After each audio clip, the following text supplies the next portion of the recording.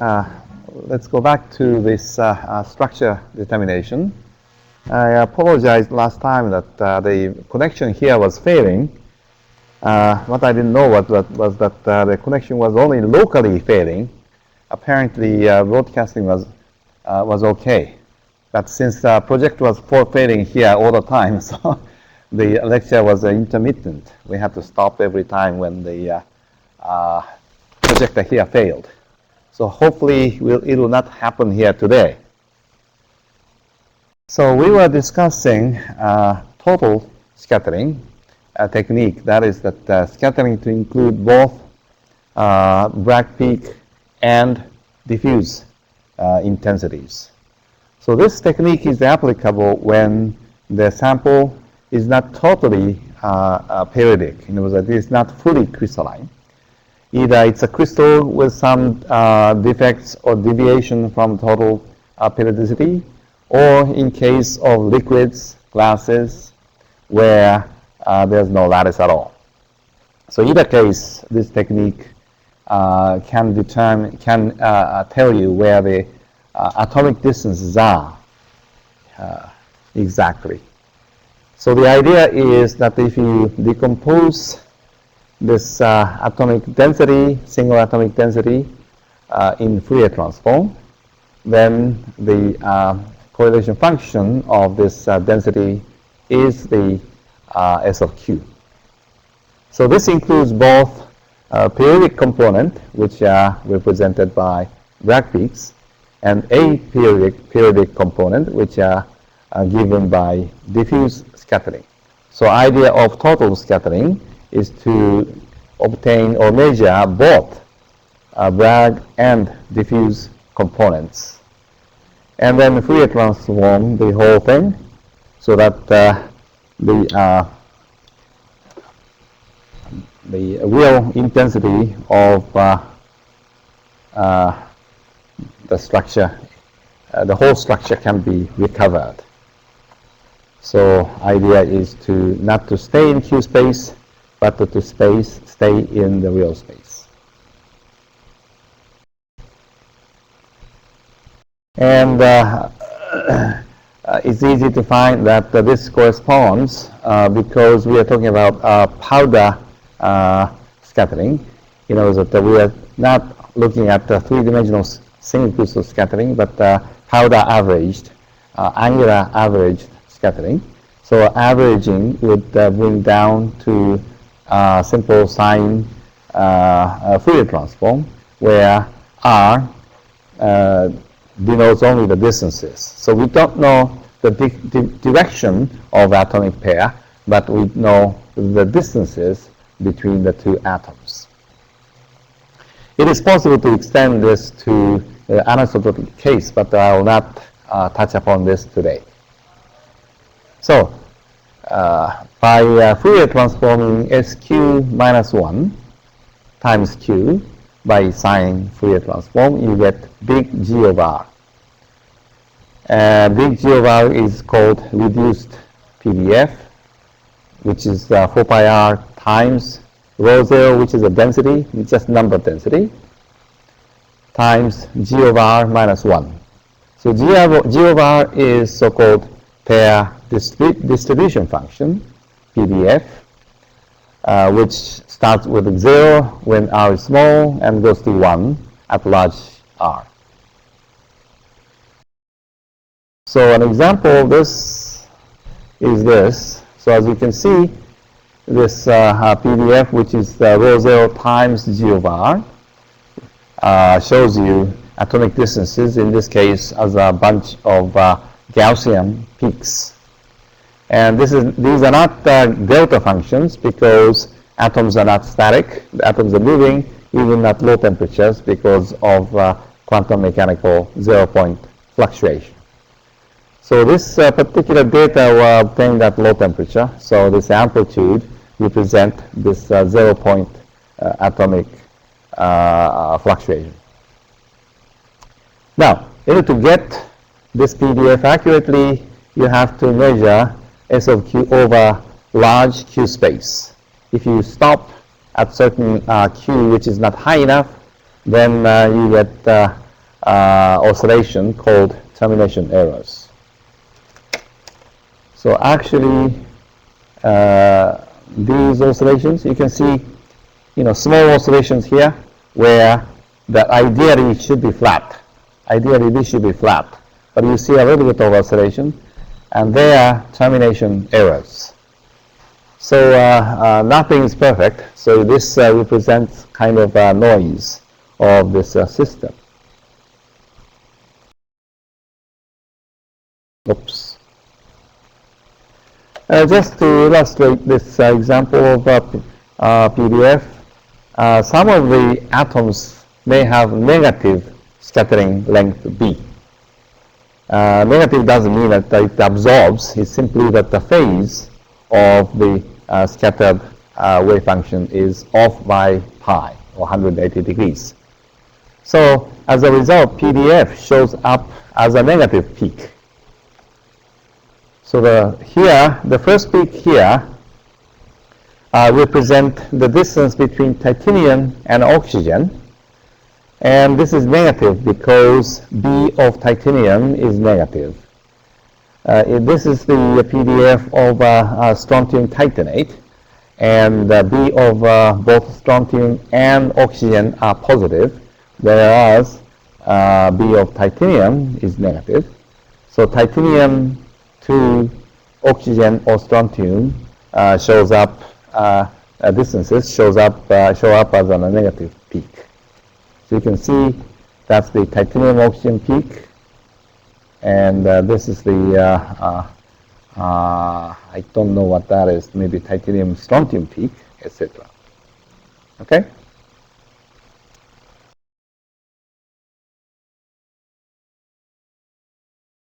This is an example of similar titanate, but in this case, instead of strontium, we have a lead. So this system becomes ferroelectric. That is that the titanium moves toward one of the oxygen. So titanium-oxygen distances become split. Like here, this is the average distance. You have short one and long one as a result of displacement of titanium ion.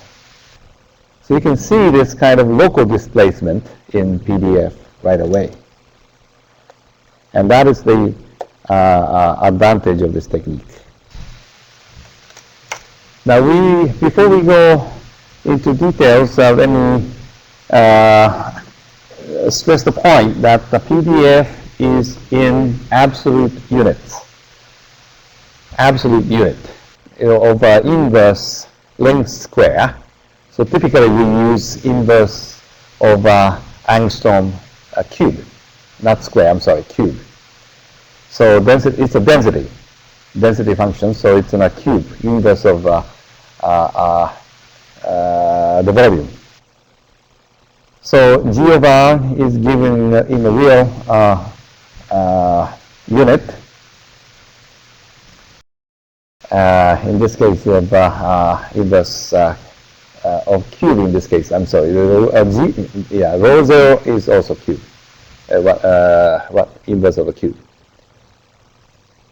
This is possible because S of Q is normalized to unity, and this automatically gives you the absolute intensity, and that's very useful in this game. So you can believe in numbers. So as a result, for instance, we can use the for instance, G of R goes to 1, but at the very short distances, we know G of R is 0 because the atoms cannot come very close to each other. So as a result, big G should go down like that at the short distances. So this is clear noise, but this line is what it should be, okay? And this line is also what it should be. So if you're lucky and if the data are good, you can determine density from this line. And also by integrating over the first peak, for instance, first peak, you can determine how many neighbors you have. So this equation shows you that the integration over this volume of the nearest neighbor shells gives you the number of nearest neighbor, so-called coordination number. For instance, for FCC, it is 12. It's interesting that the zero bar goes on forever in case of crystalline alloys, even with the some thermal fluctuation. It just goes on and on. And also noise is constant in this expression. So instead of a small g, quite often we prefer to present the data in terms of a big G.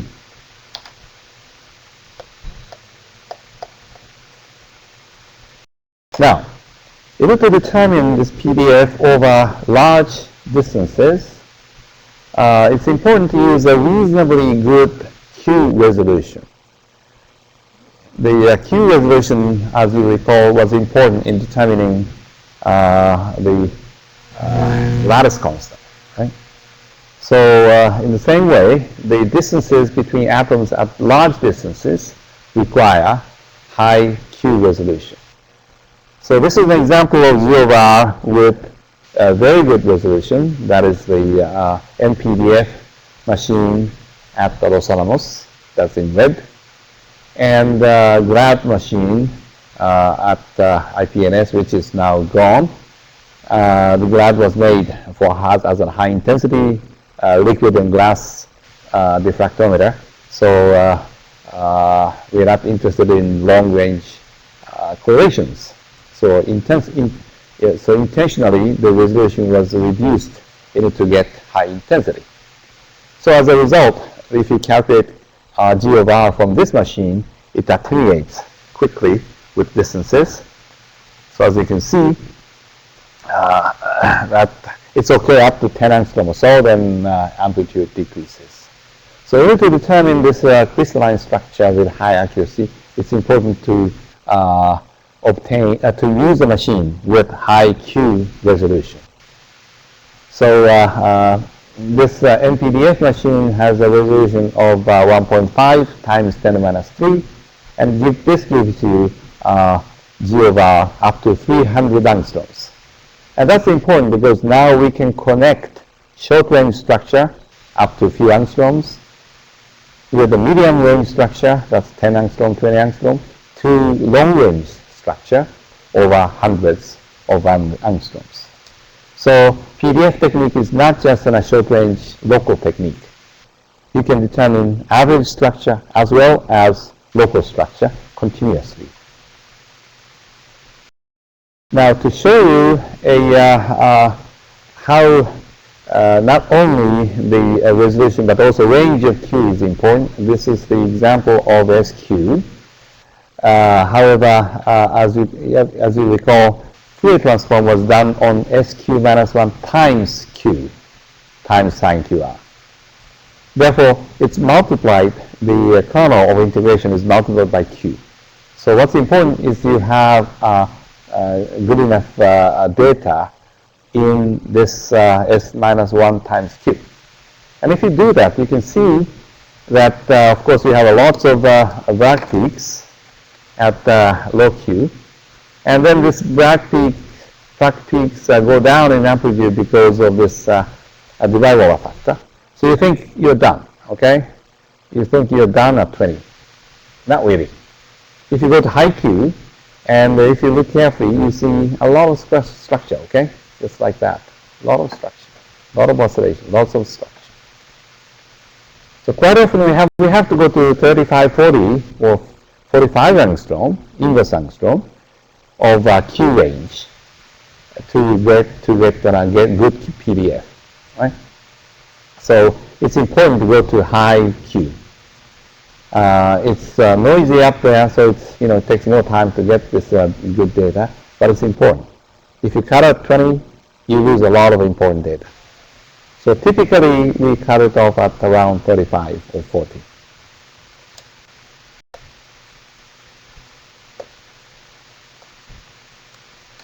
If you do that, this is the PDF of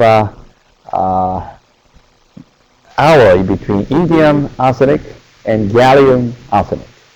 Okay, you're mixing this the first element between indium and gallium, and this is a nice optical semiconductor, and in which you can attune the bandwidth. So it's a nice LED material or optical sensor. If you do that, indium is the ionic size of indium is slightly larger than gallium, right? And so you might think that but this has the same structure, same diamond structure. So you might think that this moves continuously from indium to gallium. What happens is not quite. If you go to the mixture of indium and gallium, the first peak that represents the indium arsenic or gallium arsenic distance becomes split. Okay? But even when you mix up these two elements and the indium and gallium are mixing, randomly occupying the same site. But if you look at locally, the distance between gallium and arsenic and indium and arsenic are different.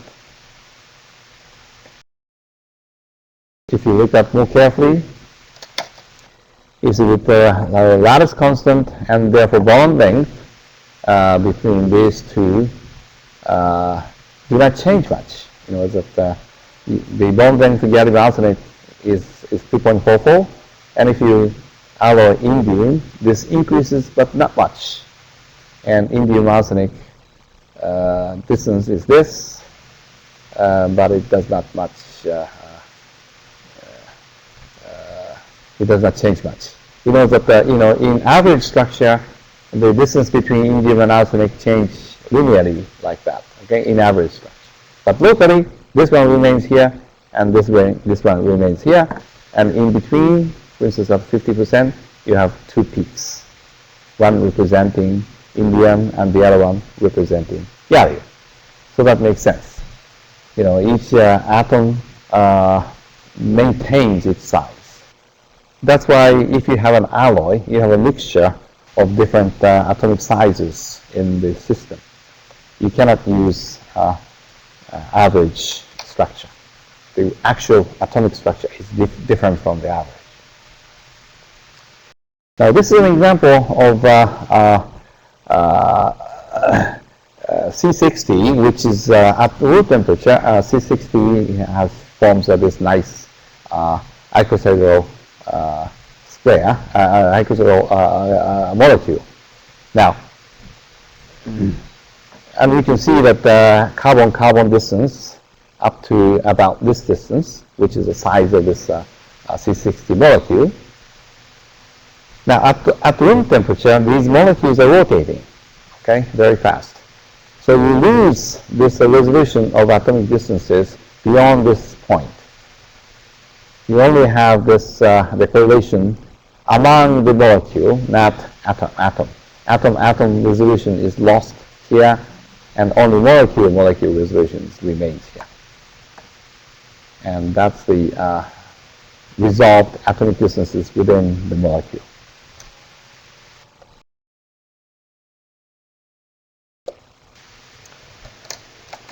Also, if you go through a phase transition, macroscopic structure changes. For instance, this is a case of lead zirconate, and this is the anti-ferroelectric materials. So macroscopically, there's a polarization. Well, it's an up and down, so there's no total polarization. But anyway, in average structure, there's a change in the polarization. So the structure, you might think the structure changes above and below the ordering temperature. Ordering temperature is about 500. But if you look at the local structure, they look the same. The local structure of these they look the same, above and below. And this is because even just above the transition temperature, you still have very strong short-range order. Okay, it's fluctuating with time, but you do have short-range order, and so therefore If you look at the correlation up to, say, 10 angstrom or so, they're almost the same. So again, that gives you the difference between the real structure and local structure. So average structure changes, but local structure doesn't necessarily. Now, this is an example of so-called PMN lead magnesium niobate. As I said last time, the very simple ferroelectric like barium titanate are not a very good material for use, because if you change temperature, the response of the system changes a lot. So near the Curie temperature, ordering temperature, have a very strong coupling between electric field and mechanical displacement of the systems. That's why you can use it for as a speaker or microphone. But this sensitivity depends strongly on temperature, and the system is sensitive only near TC. So if you change temperature, it doesn't work. But if you create a mixed ferroelectric like this PMN, then temperature sensitivity is very much reduced. The system behaves quite well over a wide range of temperature. And in order to do this very slow wide range temperature response, we have to mix magnesium and niobium. And as a result, the actual PDF looks almost like a glass, whereas average structure should be like this red one. Red one is the calculated average structure, calculated from this known average structure of perovskite. And the real one, blue one, is very different. And particularly, for instance, here's a peak, which is present in the real PDF, but totally absent in the average structure. So this is an extreme case where the local structure is very different from the average structure. The reason is that the average structure of PMN is this cubic perovskite. Here the corners are occupied by magnesium and niobium, and center is occupied by lead, and oxygen the edge center. Now, the magnesium is the 2+ ion. Niobium, on the other hand, is a 5+ ion. So chemically and electrochemically, they are very different. In terms of interactions, Coulomb interactions, they're very different. Magnesium is much weaker than niobium. And also size of magnesium and niobium are rather different. So when we mix them, you produce a very strong local distortion. And that is why the system becomes almost glassy.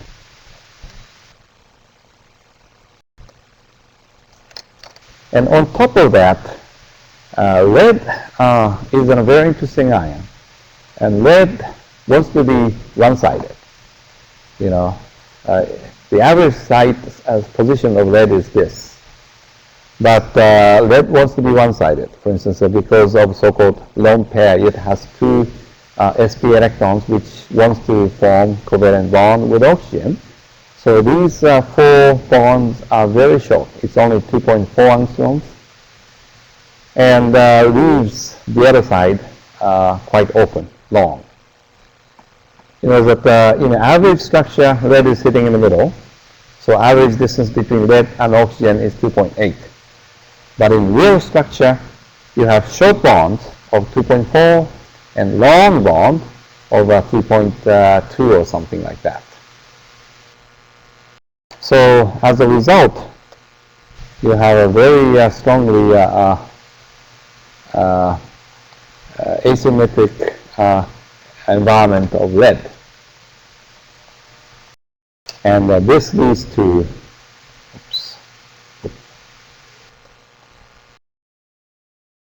this peak. The average lead oxygen distance is this, but some of them are very short and produces this peak. Okay. But this peak is present only in local structure, not in average, because the direction of short bond is all over the place. It's isotropic. So in average structure, is absent. At the same time, long oxygen lead distances are here, which is absent in average structure. So as a result of this lead polarization, this PMN has an ordering temperature of about room temperature. It is ferroelectric only below room temperature, but it has lots of dielectric response above room temperature. And that's where with a very high electric permeability, permittivity, or the response function is seen. So if you use this material in this temperature, even though it is no longer ferroelectric, it has a very good electromechanical coupling. And this coupling persists up to about 600 K. And you can see this in terms of optical response and magnetic electromechanical coupling. However, structure-wise, you don't see anything here. You don't see anything changes in this temperature range. But we can see that by PDF. So this is a PDF of this PMN over a wide temperature range. And as you can see that at low temperature, this the first peak, which represents a niobium oxygen distance, splits. Again, this is indicative of this ferroelectric polarization. At the same time, this peak, 2.4, that represents the polarization of lead, shows up. But this splitting disappears at high temperature, so it is not ferroelectric anymore. But this lead side peaks remains a little bit more. In fact, this one, for instance, this one remains for a long time. So even though the niobium display polarization is gone, the lead local polarization lives for a long time. And you can see that in terms of the local structure. So this one is a long-range structure up to, say, 16 angstroms. And you can see that some of the peaks, long-range peaks, for instance, one at 8.5, this guy, and the other one, 9.1, here, this guy. These two behave rather differently with temperature, okay? It's not like just a regular increase in the peak height or decrease because of a thermal fluctuation. So as you can see that the peak at 8.5 has a weak temperature dependence, but the peak at 9 increases rapidly below room temperature. And this split represents this local ferroelectric behavior. By the way, in terms of average structure, there's almost no change through this temperature. There's a tiny distortion, but nothing like representing the macroscopic polarization, which is quite large. But locally, there's a big change happening here.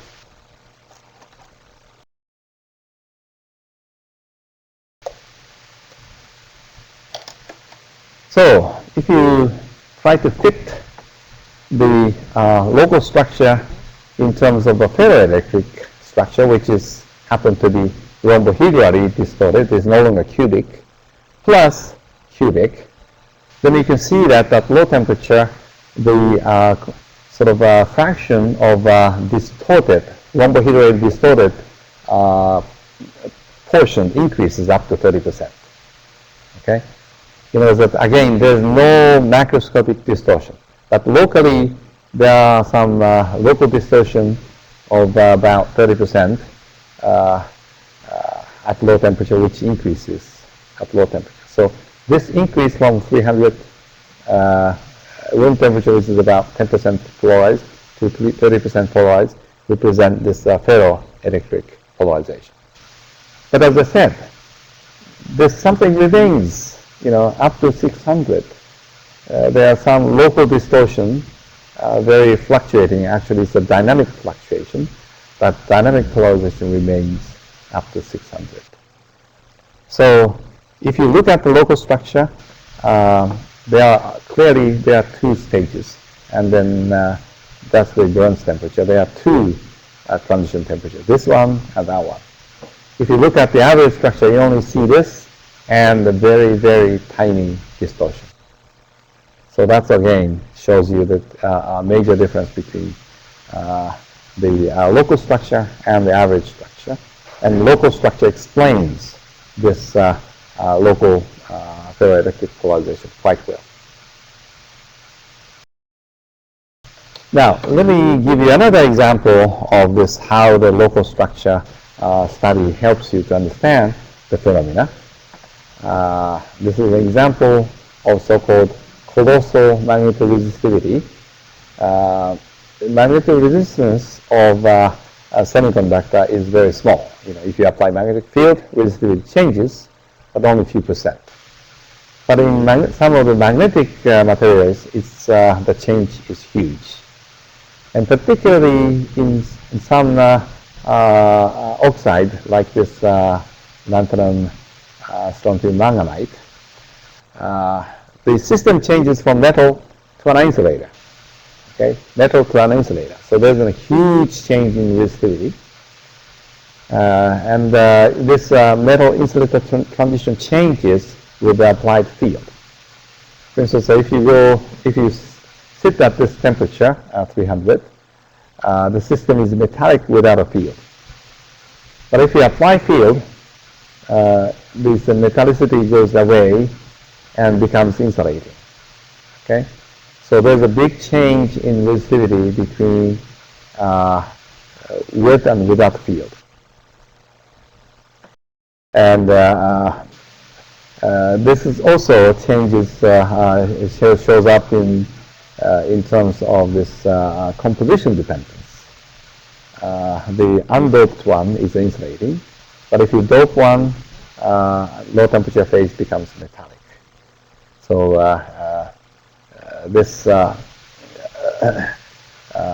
the transition temperature changes with composition. So essentially, that if you sit on a system like that, which is ferromagnetic rather, at low temperature, and if you go here and apply field, you can turn this into ferromagnet, and which is metallic, and resistivity goes down a lot. So that's the colossal magnetoresistance. So the point is, what's causing this colossal magnetoresistance? What is the change between this metallic phase and the insulating phase? Why the same system becomes insulator in at one temperature range, insulator in one temperature range and metallic in the other? Or what is the change if you change concentrations? So these are the questions that the PDF answered very nicely. Now this involves a so-called Jantera distortion. Jantera distortion is that environment of the shape of this octahedra, environment of manganese is octahedral. But in one case, which is manganese 4+, the octahedron is completely isotropic. So distance from here to here to here are the same.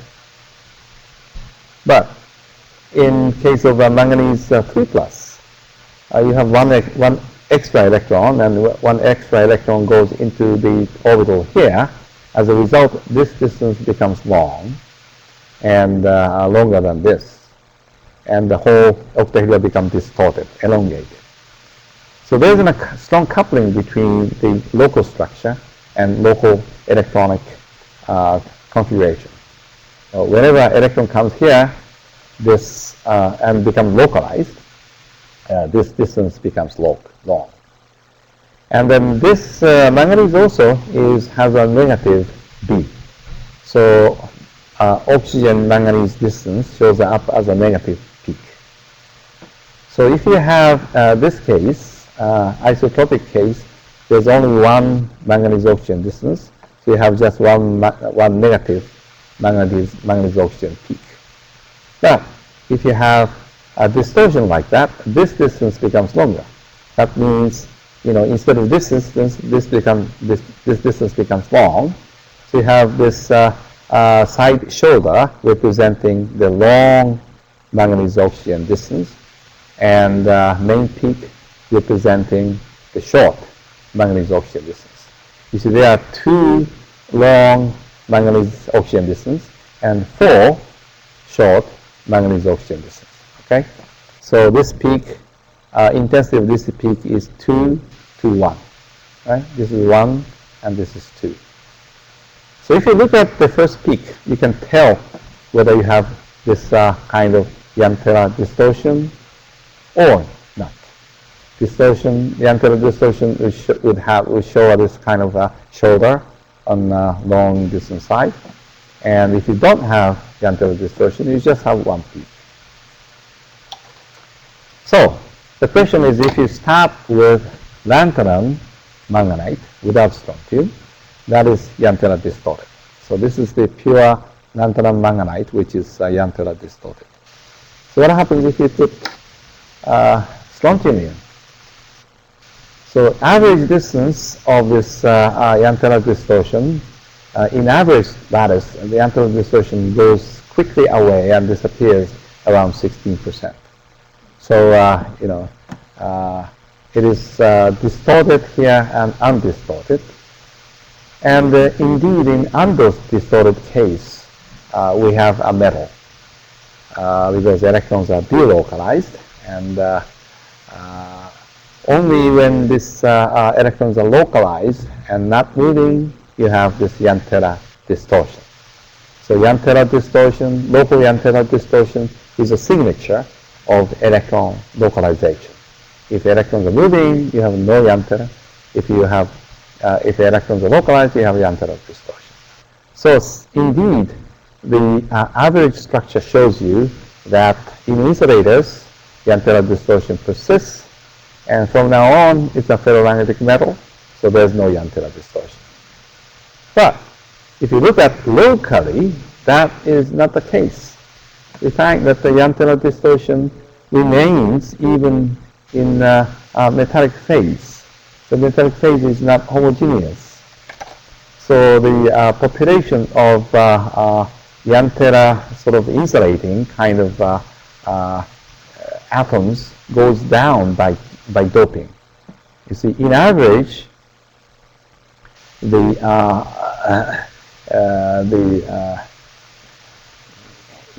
average, this linearly, the proportion linearly goes down, so it's 1 and 0 at 1. But actually, at low temperature, this proportion goes down, but something remains here too. Over here, the system is inhomogeneous. Over here too, some of them are metallic and some of them are insulating. So the idea is that you don't have a change from completely localized insulator to completely delocalized metal. That's a sort of simple average structure picture, right? In insulator, you have every electron is localized. I mean, in metal, every electron is delocalized. And that is not the case. The system is rather inhomogeneous. And even in the insulator case, you have metal-like pond, but they are not connected, so they remain insulator. And even in the metallic case, some of the atoms are not really completely metallic. So the picture should be not the homogeneous metal insulator condition, but inhomogeneous metal insulator condition involving perturbation. Now, this Yantera distortion shows up in other systems too. This is a case of lithium nickelate, NiO2, in which the average structure again has no Yantera distortion, right? But if you think about electronic configuration, there should be Yantera distortion. If you count number of electrons, there should be an extra electron which occupying this so-called Z square orbital, so it should be Yantera. But in average structure, there is no Yantera. So there have been a lot of debate what's going on. Maybe it is a glassy structure where the Yantera distortion is random or something like that. Now, our PDF study gave a very clear answer. Number one, locally there is Yantera distortion. The structure is distorted. You can see this second shoulder, right? So the structure is Yantera distorted. But in average, there is no distortion. And that is because, number one, the direction of Yantera distortion is not collinear. You see, locally you have this split, okay? You have this split. So shoulder shows this long, the nickel-oxygen distance due to this Yantera distortion. So everything is Yantera distorted. But the direction of distortion is like that, okay? Threefold symmetry. Therefore, in average, it disappears. In average, there's no distortion. So local structure can be fit by this kind of trimer structure. But if this is really trimer, then the average structure should be also trimer. Should have trimer symmetry, right? Therefore, in terms of unit cell, the unit cell becomes 3 times larger, and you should be able to get this superlattice peak due to this kind of trimer ordering. You don't have this. You don't see this trimer peak. And but instead, we found very interesting behavior. As I said, that in this system, again using this high resolution of PDF, we can determine PDF up to 200 angstroms. Okay, not just on a local structure, up to 200 angstroms. And we found that the behavior at short distance like that is different from behavior at long distances. And here at short distance, up to 7 angstrom, we are comparing the two temperatures, 10K and about 600K. So at low temperature, that's a blue one, the peak height is higher. And if you increase temperature, you get more phonon vibration, so the peak height goes down, right?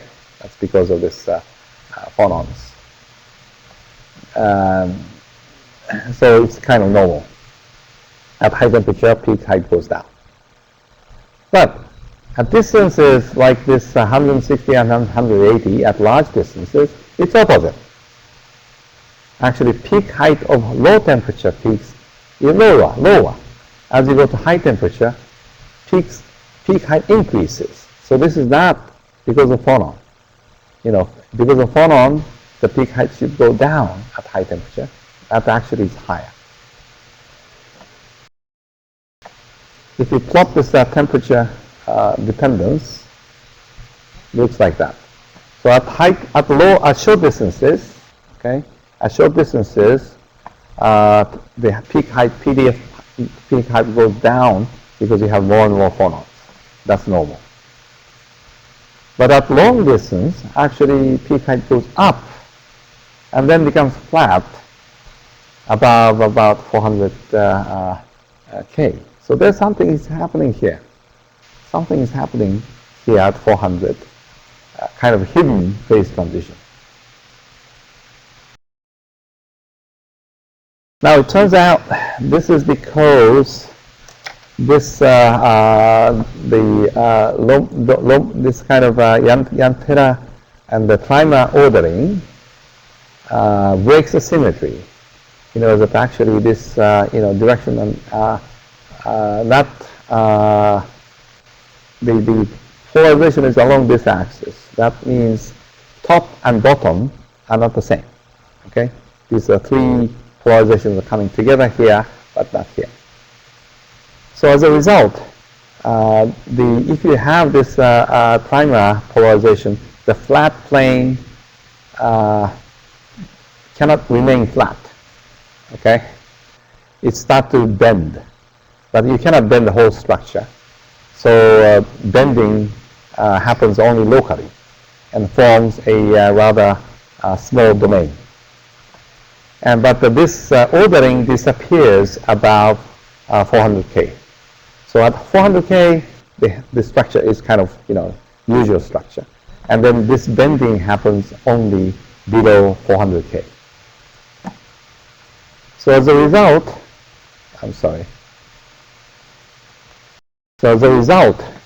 at short distances, you are looking at the distance within this domain, so the behavior is normal. If you increase temperature, peak height goes down. At long distance, however, you're looking at distances between different domains. So domain formation reduces the atomic correlation, because in one domain, atoms are polarized in one way, and the other domain, atoms are polarized in the other way. So at high temperature, when there's no domain, the peak height is the same. At low temperature, because of a domain formation, the peak height goes down. That means there are some domains at an intermediate length about 80 angstroms, 8 or 9 nanometer. And because of this domain formation, that the behavior inside and outside is different. So this kind of the breaking of symmetry produces curvature and then leads to small nano domains like that. So PDF tells you not only how the local structure is, but intermediate structure like domain formation. 8 or 9 nanometer is very difficult distances to measure. So there's not other technique of determining the domain, but the PDF can do that. Now PDF showed very interesting also behavior in the cuprates. When the cuprate superconductors were found, this superconductivity was found next to the antiferromagnetic phase. So people thought that the antiferromagnetic correlation and spin fluctuation is responsible for this superconductivity to occur. But we and other people found at the same time lattice is responding too. So I'm not saying that the phonons are causing superconductivity, but lattice may be involved. And this is an example which shows lattice involvement. And this is a thallium-based cuprate with a TC of 110K. So that the PDF changes by going from low temperature to high temperature. Particularly the peak height around this guy changes. So peak height of this peak, if it is due to phonon, by using Debye model, we can predict that behavior should be like that. So in a sense that the peak height is going down like that, that this is room temperature and low temperature.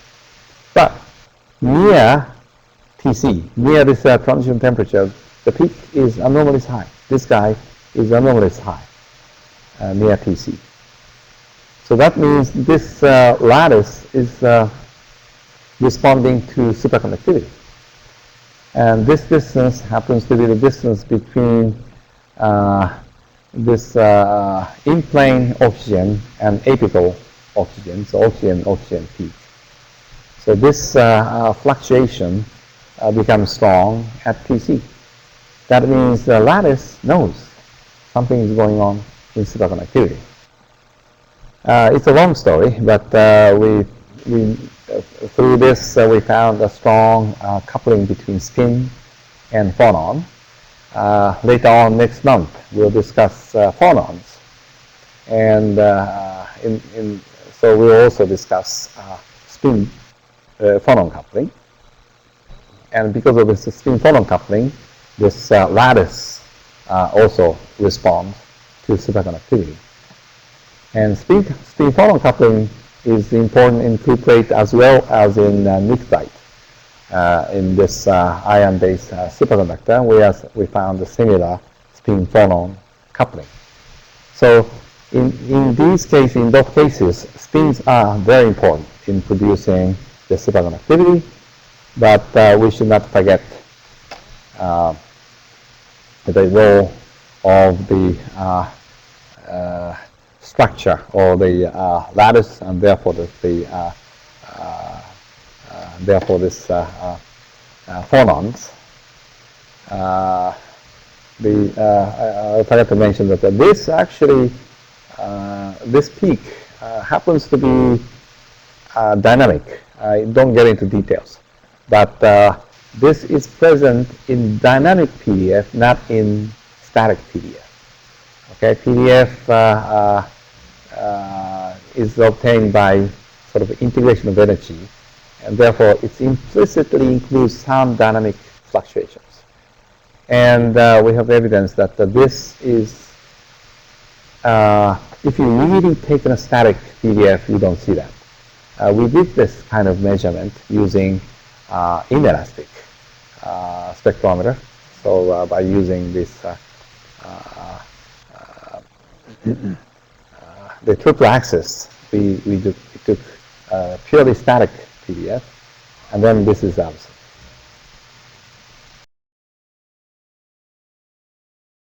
Now, let me also turn to the example of nanostructure.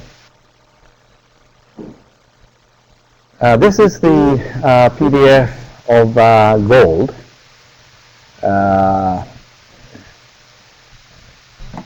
As you can see, these are due to this termination errors. Okay, we can model these termination errors today, so we know that it is due to termination.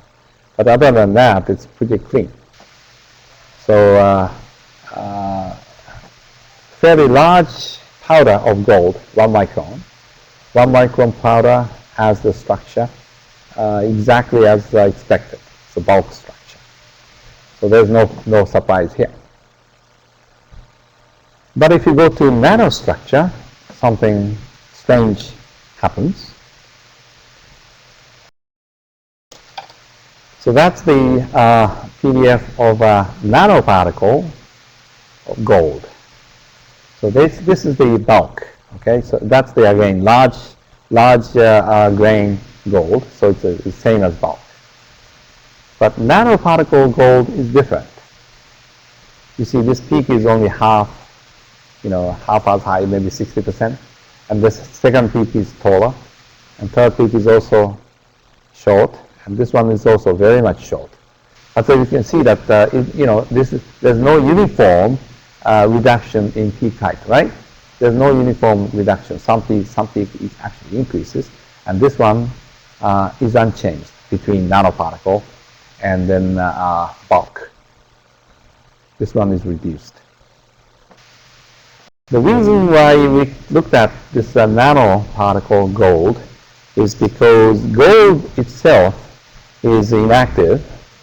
That's why gold has a value. It's lasting. It doesn't rust. It lasts for a long time. You can dig out archaeological gold that made thousands of years ago and still looks shiny and beautiful. So gold does not change with time, and that's the value of gold. So, but in a sense, it doesn't change. It doesn't do anything. So it's kind of useless because you can't do anything with it. But if you make gold into a nanoparticle, very small particle, then it becomes catalyst. It becomes catalytic active, and that's important. Because today lots of catalysts use platinum. Okay, many, all of you driving cars, and all cars now have this catalytic converters, because the gases emitted from engine have all kinds of bad things, like carbon monoxide, unreacted hydrocarbon, and NOx. That's also pretty harmful. So it is now a law that you have to remove all these harmful gases, otherwise you cannot drive a car. So all these cars have this catalytic converters at the bottom of the car. And these catalytic converters all use platinum particles, small platinum particles. But platinum is expensive, very expensive, much more expensive than gold. And also supply of platinum is limited. So as more and more people drive cars, now more cars are sold in China than in the United States. So a lot of people are driving cars in China, and also same happening in India. So people all over the world are driving the cars. So that the need of platinum is increasing rapidly. But we have a limited supply of platinum. So the idea is that if gold can be catalytically active, it really solves the problem, because you have much more gold than platinum. And gold is less expensive than platinum. There are lots of gold, not just gold bullion sitting in the Federal Reserve. Fort Knox has a huge amount of gold supply, right? But a lot of gold is sitting at home in various ornaments. So if gold can be used as a catalytic element, it really saves the world. And it's not really completely understood why gold is active as a nanoparticle. And we found that this structure of gold nanoparticle is not the same as bulk. So as you can see that the PDF is not just it does not look like gold slightly reduced in height, right? Again, first peak and second peak behave differently. And the difference becomes even more dramatic if you increase temperature. So the dashed line, this one is at room temperature. Okay, and if you increase temperature, then not only the peak height goes down because of phonon, but peak shape becomes rather different, right? It's rather fat, and as you can see that there's a shoulder here. Yeah, it's not just Gaussian, there's a bulge here, and the same way there's a slight bulge here. So the peak becomes asymmetric. So that means this reduction in peak height is not just because of phonon. And also at the same time, the peak position is changing, right? It's not going down uniformly. Peak height here, peak position here is farther away than here. And also that the changes are not uniform. This one also goes down a lot, but this one doesn't go down much.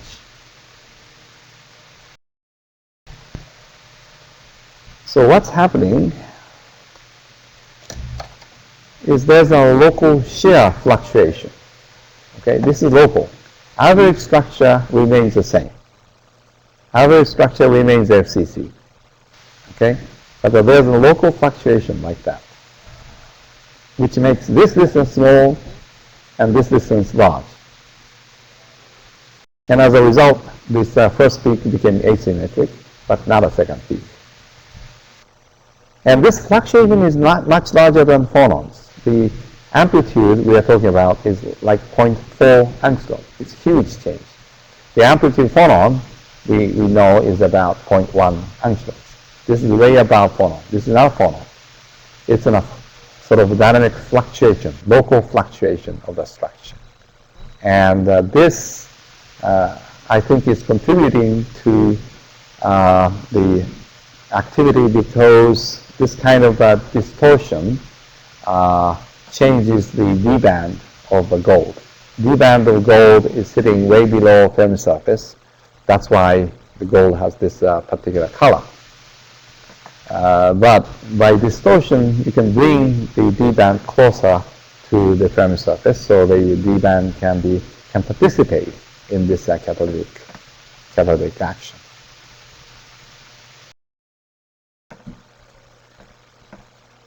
Another case is another nanoparticle. In this case, is ruthenate. Ruthenate is used also as a supercapacitor or in the oh boy, what is this? Anyway, is used in the fuel cell because ruthenate with water, this mixture is a good conductor of both proton and electron. Ruthenate oxide, RuO2, is an excellent electron conductor. Usually oxides are insulators, but this oxide, RuO2, is a very good metal, excellent electron conductor. And if you make this a nanoparticle and mix with water, then not only electron conductivity, but the proton also become conducting. So by mixture of hydrogen, water and ruthenate, we can achieve sort of two-way conductivity of electron and proton, and that is necessary for ionic as an ionic electrolyte. Now, this nanoparticle of ruthenate is mixed with water, and if you decrease water, then particle size increases. And this nanoparticle of ruthenate, which achieves very good conductivity of both proton and this proton and electron, was supposed to be amorphous, glassy. Diffraction and EXAFS tells you that it is glassy. But glassy ruthenate is not supposed to be a good conductor. So we looked at the local structure of ruthenate and found that in case the particle size is large, that's the typical ruthenate PDF. But as the particle size becomes small, in this case, particle size is only 5 angstrom or so. That's noise. So most of the, you only see correlations up to 5. It's a really, really nanoparticle. In this case, the high proton conductivity is seen. Here it's an electron conductor. As you go down in size, it becomes a proton conductor too. And the point is that this was supposed to be amorphous. But if you look at the peak shape, versus peak position of the first peak, second peak, and third peak, all of them are the same.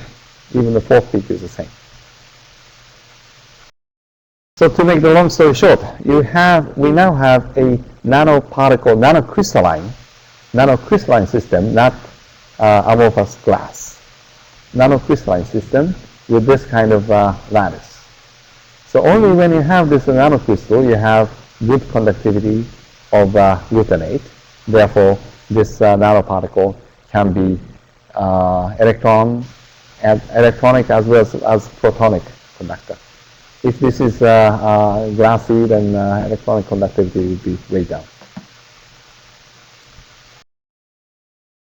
So these are examples of PDF which shows you not the average structure, but local structure, and also as well as medium range structure, which shows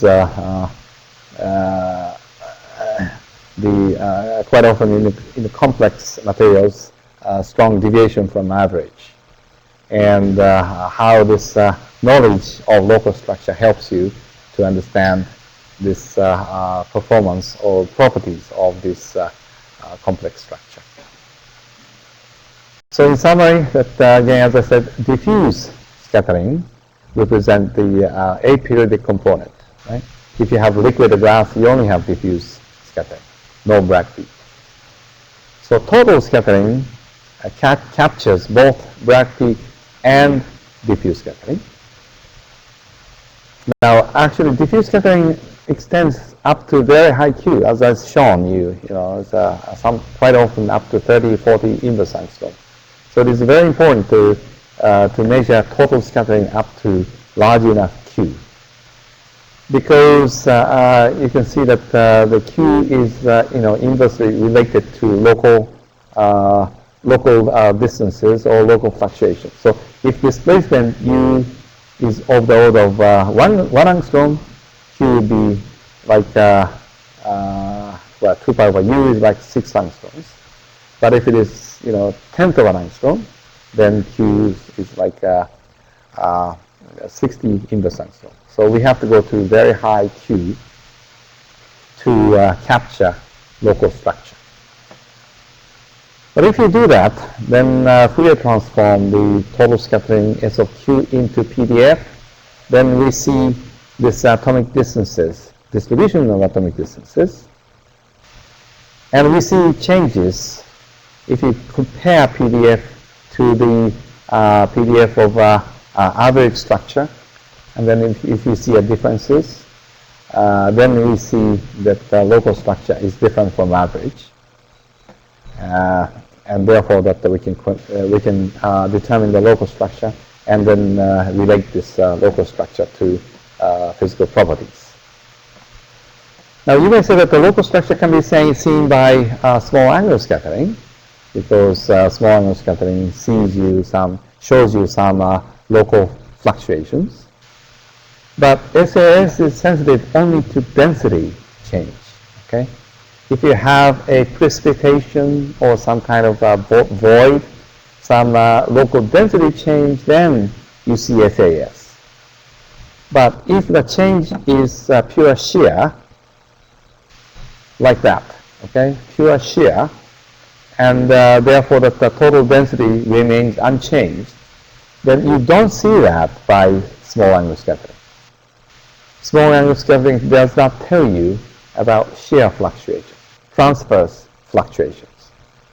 So only PDF can tell you this transverse fluctuation.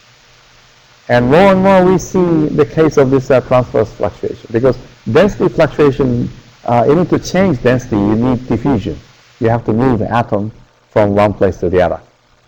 But you can have a shear transformation without this atomic transport. You can just locally shear the local structure, and it's much easier to do. So yeah, just like that, and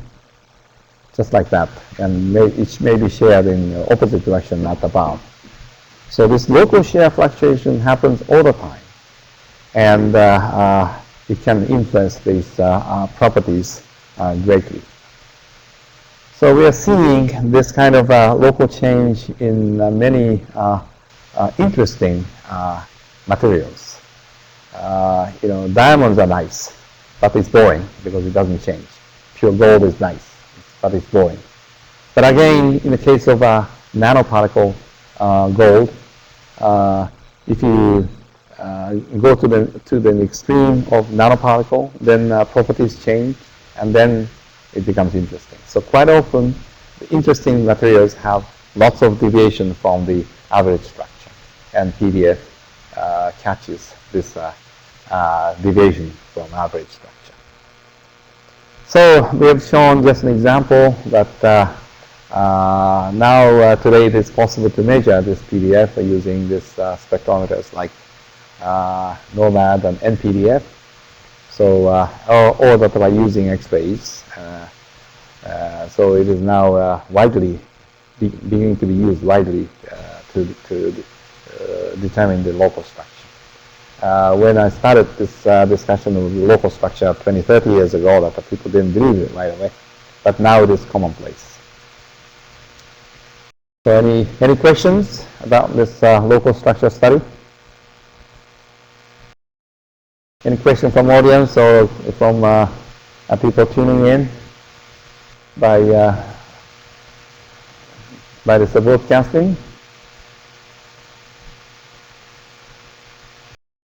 Any question?